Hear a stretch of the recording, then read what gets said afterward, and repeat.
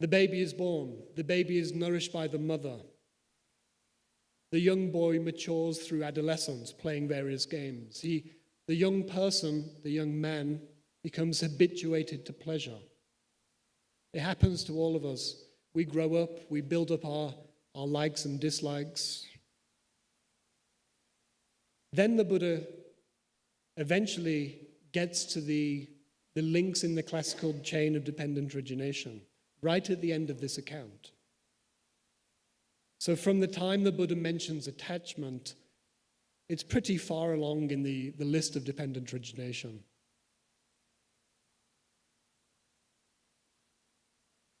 Let's say. So to put this into contrast, into sharp contrast, here are the three schemes of dependent origination in the text. Scheme one is the old core of the text. The Buddha's not giving an extended analysis.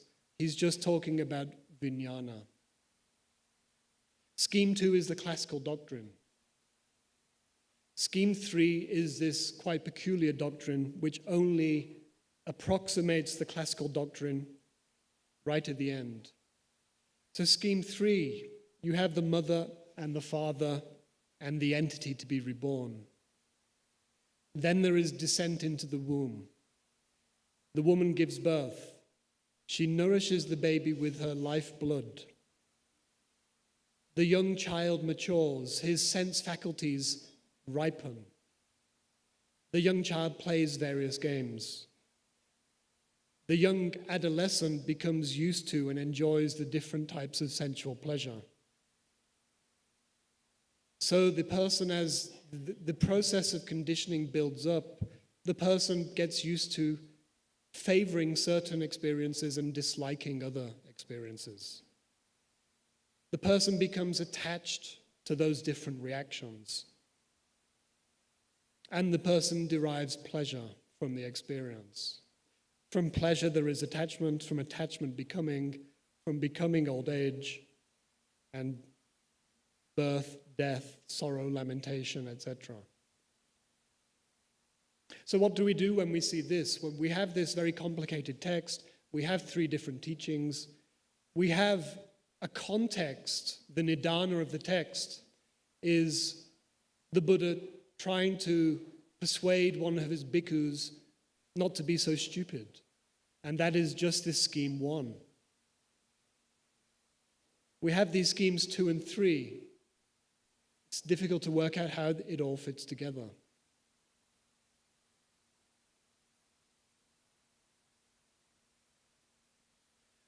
Okay, so the final account of dependent origination with the birth of a baby and the maturation of the young adolescent, that account of dependent origination shows how he gets trapped in attachment and suffering. As a remedy to this, the Buddha then sets out the path to awakening. So in the final part of the text, we get quite a long account of the Buddhist path to awakening. It's a standard sutta account. It's just like what you have in the Samanyapala Sutta.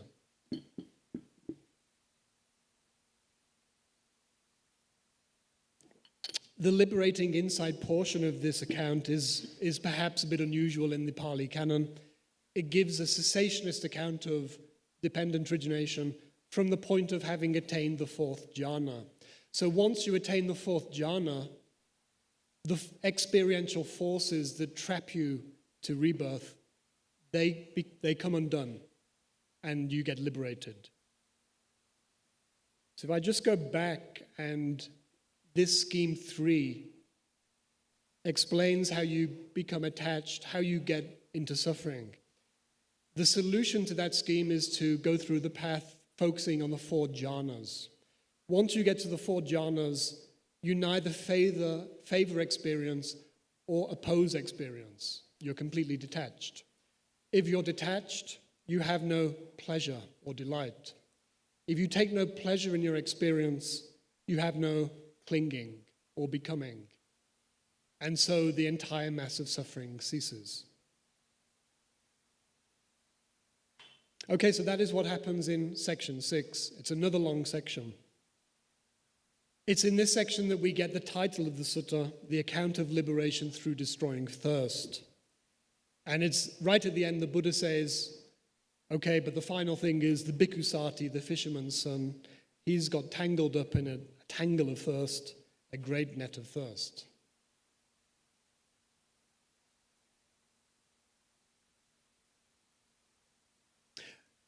What are the historical implications of this? We study the Tipitaka. How do we understand it? Well, it looks to me like the composition of this particular sutta has taken time. It doesn't go back to one single event.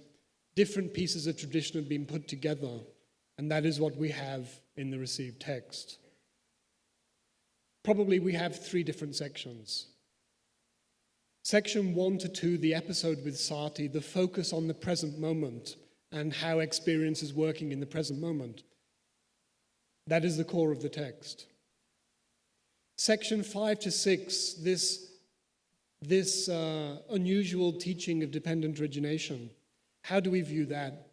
I'm thinking of it as maybe a sort of trial run for the classical doctrine. As the classical doctrine is being thought out, maybe this is one of the steps towards conceptualizing the idea. The classical doctrine is very sophisticated, but the idea of a Gandhabba being reborn is not so sophisticated.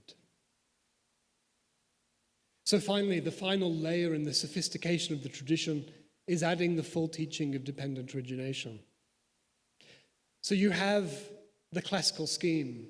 It's elegant and sophisticated, but it does disrupt the original form of the text. It's a little bit more difficult to understand what the Buddha was saying on a particular occasion with a particular monk.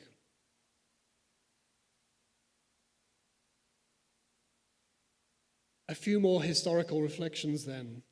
The Chinese Majjhima Agama version of the text is extremely close to the Pali Sutta. The Chinese Majjhima Agama is from the Sarvastivadin school, I believe. It's been studied by Bhikkhu Analayo in a comparative study of the Majjhima Nikaya, Volume 1. So Analayo brings to light a lot of interesting things about what's in one text and what isn't in another text. But he concludes, the present discourse's main concern is dependent arising.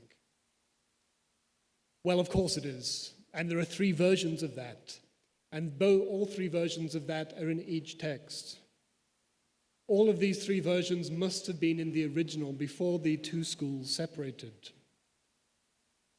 This would mean that the text in its original form must go back to before 250 BC, around the time of the Ashokan missions, how Buddhism came to Sri Lanka and then Southeast Asia. The comparative study of Pali texts with their Chinese counterparts is extremely important. It's a Chinese translation. It's not a Mahayana text. It's from a Chinese tradition which was very close to the Theravada tradition. So it's important to understand what is in those different versions of Dhamma. What is actually in them is usually very similar. There's not much difference. It's a little bit more fruitful to look at the different parts of the sutta and see how do these relate to everything else in the Sutta Pitaka. And what we find is that different pieces of the Mahatanha-sankhaya Sutta have been taken out and expanded and given different treatments in the Samyutta Nikaya and the Anguttara Nikaya. Okay, so I think that's a really important conclusion to reach. This Majjhima Nikaya discourse has been studied, thought about, and it has inspired new suttas. Very complex process of composition and creation has happened.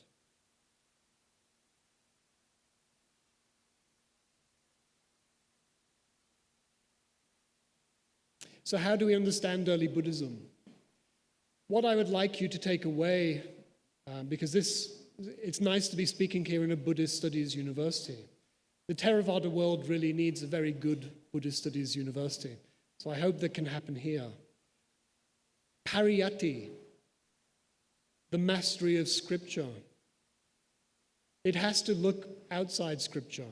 It has to be historical. You have to try and understand Scripture not just from within the tradition. It's important to look and think, what was the world in which these suttas were composed? What was it like to be alive in the Buddha's age? What language did he speak? What ideas did they have? That's all really important. How did the early Buddhists receive the Buddha's teachings? How did they transmit it and think about it? That is a job of history. And for that, you have to go outside at any individual tradition.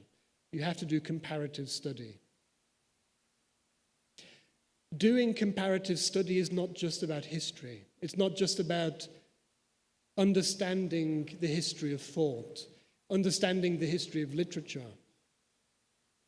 It can be philosophical. If you analyze different texts into their different pieces, you can start to think about what is in the text much more closely. So you can start to really hone your understanding of Dhamma. What does this section really mean? You have to ask questions then, reading this text. How does it relate to the 12-fold form of dependent origination? What about the form of the text, the teaching that talks about a Gandhabba? Strange idea. How do we explain that? Did the Buddha have that idea? If he did have that idea, how does it relate to the 12-fold doctrine? Finally then, what about this focus? I'm saying that we have two different points of focus in the text. One is about present moment experience, and the other is about continuity over lifetimes. Now, those two perspectives need not conflict. They might complement each other. But we have to think about that. We have to take the two different approaches seriously, understand what they're trying to say, and see where they're coming from. Okay, then, I've been talking a bit about pariyatti and patipada, and I hope that my point is hopefully not too complicated. History can help with pariyatti.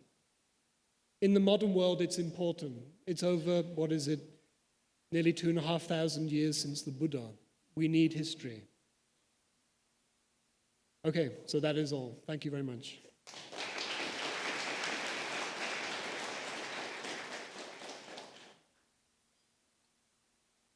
Maybe we can have some questions. Thank you very much, Alex, for a very nice lecture. I have two questions which are closely interrelated, and perhaps I suspect you will disagree with me, but as you know, I am a little skeptical of stratigraphy, and in this case, your talk made me even more skeptical. Especially the first part, when you said that this is basically clearly an interpolation and Buddhaghosa is wrong in his interpretation. I felt that it was a bit too strongly expressed. I would say rather that Buddhaghosa disagrees with your hypothesis regarding the stratigraphy of the text. And so do I. I do not find that the Bhutamidam and the Ahara sections look particularly out of place. So I wonder why you feel that that is so obvious. And connected to this section, I would like to add that perhaps rather than saying that there is such a sharp distinction between exegesis and historical philology, and that basically ancient exegetes did not have history, I would rather say that they had a different idea of history from your own, and this affected their understanding of the formation and the nature of the text and the way in which they interpret it. Well, yes, I'm drawing a sharp distinction, but I'm also accepting that there is an overlap. I mean, I'm not saying that the distinction is black and white. So no doubt, I think there's a lot of historical information in the commentarial tradition, in the exegetical tradition, not just about different types of words or historical events, but also their interpretation of ideas. So yeah, I'm sympathetic to your point of view, but still trying to stress, because I don't think there is enough stress on the point of distinction. And so that is why I'm putting it like that. For this particular point about interpreting Bhutang Idang as Panchakandakam, Kanda Panchakam, it's an unusual thing to say. That type of statement just isn't found in the canonical texts. Now, what that means, what Buddhaghosa is saying is that Bhutang Idang, he's taking Bhutang to refer to the whole human being. But there is no such statement in the text which says Bhutang or Satang or Puggalang, person or the person as a whole, is never said to be Nirodha Dhamma, which is what is, the term Bhuta is qualified by this Bahubihi, Nirodha Dhamma. Now, Nirodha Dhamma is usually applied to aspects of experience. Individual khandhas, not the whole khandhas though. So there is a philological point of view of that. But there's a little bit more that I couldn't go into.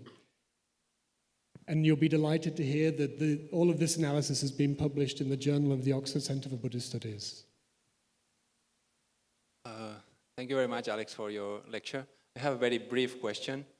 So I might agree that, of course, there are some interpolations. But how do we know that a text that has been interpolated later, we know that the interpolation happens after the composition of the text, but how do we know that this bit, this portion, is not older than the text?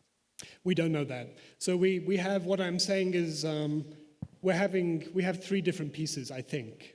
Now, any of those pieces could be older than the other. For this particular, they are, with regards to the composition of this particular text, particular pieces have been brought in, is my claim, my interpretation. But as for the age of those pieces, yes, you're right. We cannot, on the basis of this analysis, we cannot draw conclusions. To do that would require different arguments. Sir, I have a question to you. First of all, I thank you for your lecture. It's very good. It gave me my power to study Tipitaka and criticize. But I think to study Tipitaka of Western scholar and scholar in Southeast Asia are different. I'm sure scholars in Southeast Asia, they're not to criticize the text like this, but you dare to criticize the text, as you mentioned. Question, do you have any theory in your mind? Professor, please. Theory about, could you just, sorry, I didn't quite follow. Do I have any theory about what? Your question, you asked me, do I have a theory? A theory about what? I didn't catch that. The theory for criticizing. Theory of criticizing? Yeah. Do you have any theory in your mind? No theory. You criticize from or? There are different, okay, I suppose what you mean is what sort of hermeneutic or approach or methodology do I have? I'm saying there are different methodologies, different approaches, different ways of critically studying the texts. One of the ways of doing it is within different exegetical traditions.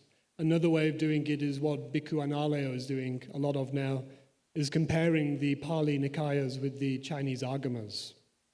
This type of analysis is sort of literary criticism, looking at the internal coherence of not just an individual text, but how it relates to the wider canon of just a particular canon. And I suppose there is also a comparative element which I'm using as well. I'm looking at this within trying to build up a picture of the early Buddhist world.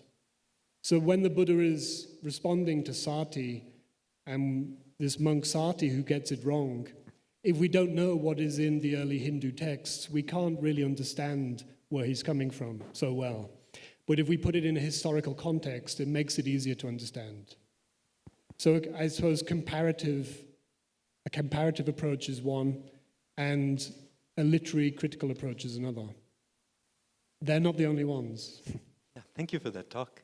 I'm just trying to understand the Gandhabba version of the Paticcasamuppada. So is it supposed to correspond directly to the links? This is one thing I couldn't quite get clear on. And the other is we have Vijayati is born, but then Sakena Lohitena Poseti, or Jatam Sakena Lohitena Poseti, nourishes. The mother nourishes, Jata is the child born with her own blood. With her blood. It just means the breast milk of the mother. It explains that. I see, okay. It's obscure, right? But then Indriyani Paripak, so this comes afterwards. Usually this would happen in the process of embryonic maturation. I suppose they mean breastfeeding. Oh, no, sorry, I'm thinking about the Indriyas now at this point. Okay. Well, yeah, I suppose the gist of the text and what they're trying to say is you have a young child is born and innocently is playing games and growing up. But as the faculties develop, it's then that you start to get attached to things. Whereas in early childhood, maybe it's not so, set. Your preferences and likes are not set. They develop over time.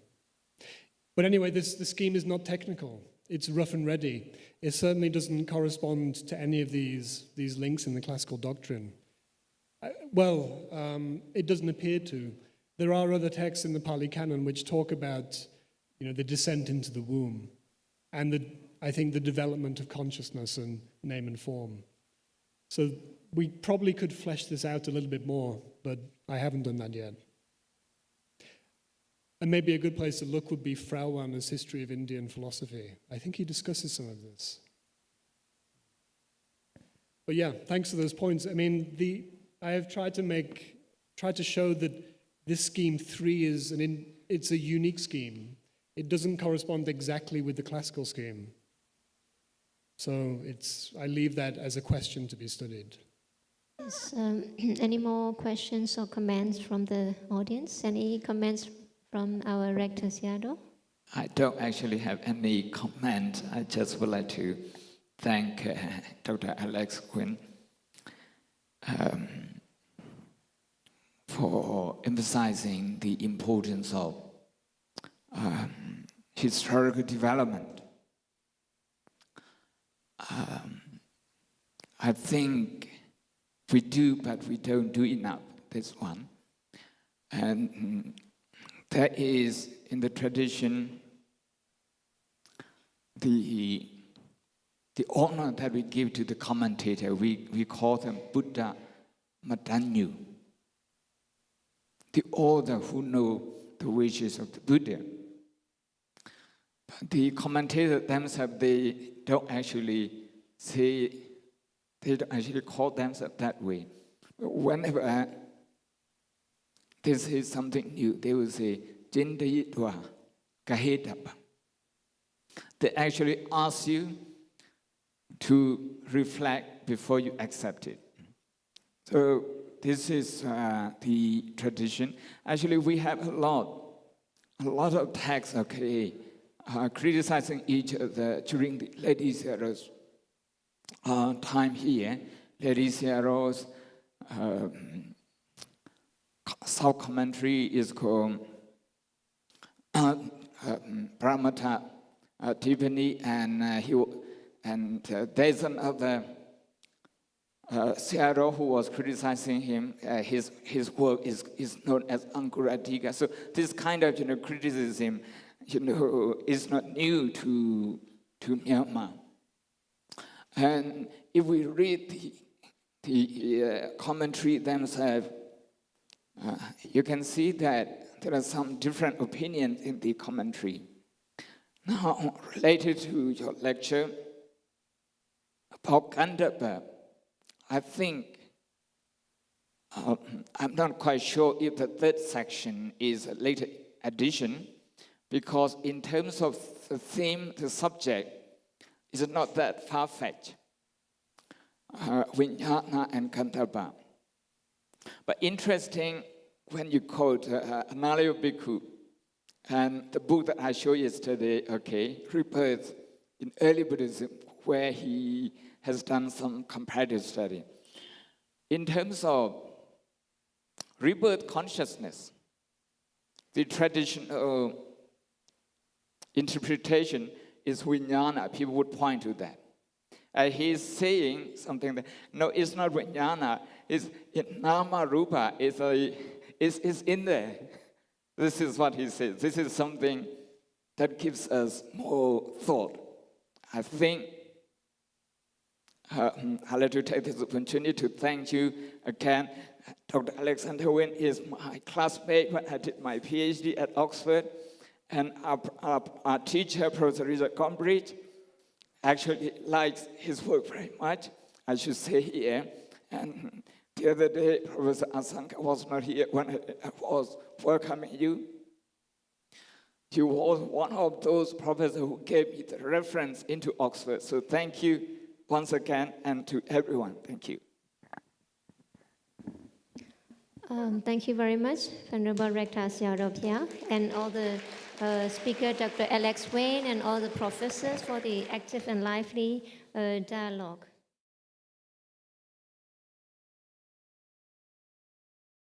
So now it is time for the closing ceremony. So 2 days that we have been actively discussing, participating, sharing our thoughts and knowledge and experience. Now the ceremony has come to end. So this is time for the closing ceremony. And prior to that, we have special program. Then in that, as we all are much aware, we have two main sponsors for this great event. That is from Myanmar, we have U Aung Sota, Dr. Khaim Piezongchai, and Dr. Jo Indrita from the Myanmar Combat Group Company Limited, Yangon, Myanmar. And we have another main sponsor from Thailand, Miss Batchathon and the Devotees Group. So for this special program, first of all, may I humbly invite the Mahathera to the stage. Then for that program, we are inviting the 5 Mahathera. For the first, may I humbly invite our Rector Sayadaw, Venerable Professor Dr. Khammai Dhammasami. And for second, we have Mahavihara Sayadaw, Chancellor of Mahavihara Dhamma Vinaya University in Yangon. And for the third, we have Dhammasukha Sayadaw, Venerable Uodara, the executive member of the Shan State Sangha Mahanayaka Committee. And we have another Venerable Rabban from Thailand. And we also would like to invite Venerable Geshe Tangsen Damcho from Dharamshala, India. So may I humbly request the most 5 venerables again to come over to the stage, please. So before the donation started, just to rejoice in the donation, I just would like to announce the donation for the donation program while we are making things to be ready. So one of the main sponsors, U Aung Sota, Dr. Khaim Piezongchai, and Dr. Jo Indrita of Myanmar Combat Group Company Limited, Yangon, Myanmar, will offer 100 million charts for the building of the SSBU.